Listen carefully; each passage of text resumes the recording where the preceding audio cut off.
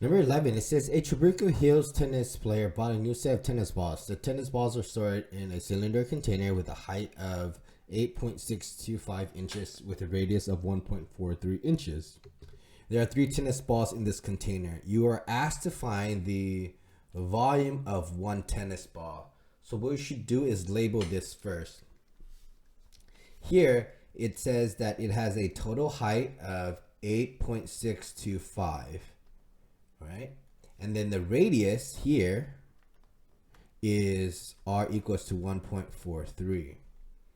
This tennis ball is a sphere. Okay, so all we need to do is find the radius. But notice the radius of the cylinder is the same also as the radius of the tennis balls. So the radius is equal to 1.43. All you need to do is find the volume of a cylinder. So the volume, no, of a sphere. The volume of a sphere can be defined as 4/3 pi r cubed. So you just plug it in. 4/3 pi r is 1.43 cubed. So now you can just plug it into the calculator. 1.43 cubed times 4 divided by 3. Okay, we get roughly 3.898.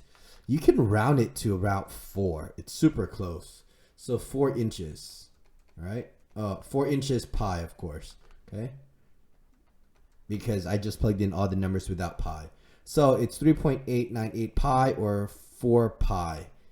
Okay, so the volume is about 4 pi inches cubed. All right.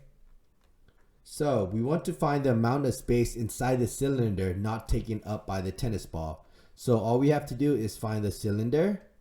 Then we have to minus 3 tennis balls.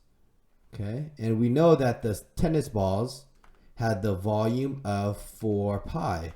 So we have to minus basically 3 times 4 pi, which is going to be 12 pi. This right here, again, this is the 3 tennis balls. Okay. We just need to find the cylinder here. And the cylinder is volume. It is going to be pi r squared times height. And we know that the radius was, what was it? 1.43. 1.43 squared times height. The height is 8.625. 8.625. Okay. So let's find that volume of the cylinder there. 1.43 squared times 8.625.